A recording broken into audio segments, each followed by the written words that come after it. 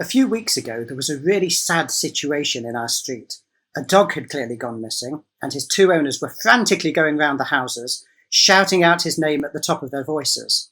Imagine you were the owner. You'd feel sick to the bottom of your stomach, and finding that dog becomes the most important thing for you that morning, because you love him and you're worried about him. There's a related story that Jesus tells in Matthew's Gospel, chapter 18, verses 10 to 14.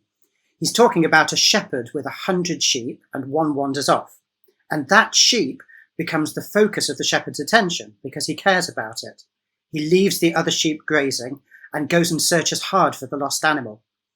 And suppose he finds it. He's absolutely delighted about that one rescued sheep. Then Jesus explains the meaning of the story. He implies that God is like that shepherd and people are like the sheep. In fact, Jesus seems to be mainly talking about children being like the sheep. And he says that God doesn't want any child, indeed any person, to be in spiritual danger. It's great to realize that God cares so much about people who are distant from him. Some people think God is happiest with particularly nice people, or with religious people, or with people who are already safely close to him. But this story says God's actually happiest, if we can talk about God that way, when someone who's a long way off, completely lost in life, is recovered by God.